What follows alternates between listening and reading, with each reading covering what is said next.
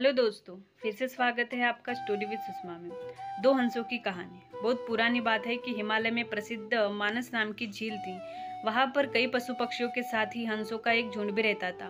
उनमें से दो हंस बहुत आकर्षक थे और दोनों ही देखने में एक जैसे थे। लेकिन उनमें से एक राजा था और दूसरा सेनापति। राजा का नाम था धृतराष्ट्र और सेनापति का नाम था सुमुखा। झील का नजारा बादलों के बीच में स्वर्ग जैसा प्रतीत होता था। उन समय झील और उसमें रहने वाले हंसों की प्रसिद्धि वहां आने जाने वाले पर्यटकों के साथ साथ देश विदेश में फैल गई थी।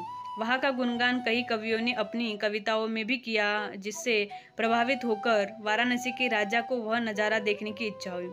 राजा ने अपने राज्य में बिल्कुल वैसे ही झील का निर्माण करवाया और वहां पर कई प्रकार के सुंदर और आकर्षक फूलों के पौधे के साथ साथ ही स्वादिष्ट फलों के पेड़ भी लगवाए। साथ ही विभिन्न प्रजाति के पशु पक्षियों की देखभाल और उनकी सुरक्षा की व्यवस्था का आदेश भी दिया।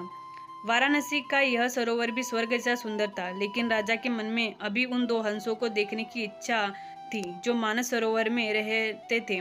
एक दिन मानस सरोवर के अन्य हंसों ने राजा के सामने वाराणसी के सरोवर जाने की इच्छा प्रकट की। लेकिन हंसों का राजा समझदार था। वह जानता था कि अगर वो वहां गए तो राजा उन्हें पकड़ लेगा। उसने सभी हंसों को वाराणसी जाने से मना किया, लेकिन वो नहीं माने। तब राजा और सेनापति के साथ सभी हंस वाराणसी की ओर उड़ चले। जैसे ही हंसों का झुंड उस झील में पहुंचा तो अन्य हंसों को छोड़कर प्रसिद्ध दो हंसों की शोभा देखते ही बनती थी। सोने की तरह चमकती उनकी चोंच, सोने की तरह ही नजर आते उनके पैर और बादलों से भी ज्यादा सफेद उनके पंख हर किसी को अपनी ओर आकर्षित कर रहे थे। हंसों के पहुंचने की खबर राजा को दी गई। उसने हंसों को पकड़ने की युक्ति सोची और एक रात जब सब सो गए तो उन हंसों को पकड़ने के लिए जाल बिछाया गया। अगले दिन जब हंसों का राजा जागा और भ्रमण पर निकला तो वह जाल में फंस गया। उसने तुरंत ही तेज आवाज में अन्य सभी हंसों को वहां से उड़ने और अपनी जान बचाने का आदेश दिया।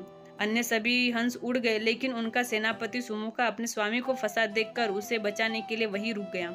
इस बीच हंस को पकड़ने के लिए सैनिक वहां आ गया। उसने देखा कि हंसों का राजा जाल में फंसा हुआ है और दूसरा राजा को बचाने के लिए वहां खड़ा हुआ है। हंस की स्वामी भक्ति देखकर सैनिक बहुत प्रभावित हुआ और उसने हंसों के राजा को छोड़ दिया। हंसों का राजा समझदार होने के साथ साथ दूरदर्शी भी था। उसने सोचा कि अगर राजा को पता चलेगा कि सैनिक ने उसे छोड़ दिया है तो राजा उसे जरूर प्राणदंड देगा। तब उसने सैनिक से कहा कि आप हमें अपने राजा के पास ले चले। ये सुनकर सैनिक उन्हें अपने साथ राज दरबार में ले गया। दोनों हंस सैनिक के कंधे पर बैठे थे। हंसों को सैनिक के कंधे पर बैठा देखकर हर कोई सोच में पड़ गया। जब राजा ने इस बात का रहस्य पूछा तो सैनिक ने सारी बात सच सच बता दी। सैनिक की बात सुनकर राजा के साथ ही सारा दरबार उनके साहस और सेनापति की स्वामी भक्ति पर हैरान रह गया और सभी के मन में उनके लिए प्रेम जाग उठा। राजा ने सैनिक को माफ कर दिया और दोनों हंसों को आदर के साथ कुछ और दिन ठहरने का निवेदन किया। हंस ने राजा का निवेदन स्वीकार किया और कुछ दिन वहां रुककर वापस मानस झील चले गए। कहानी किसी भी परिस्थिति में हमें अपनों का साथ नहीं छोड़ना चाहिए।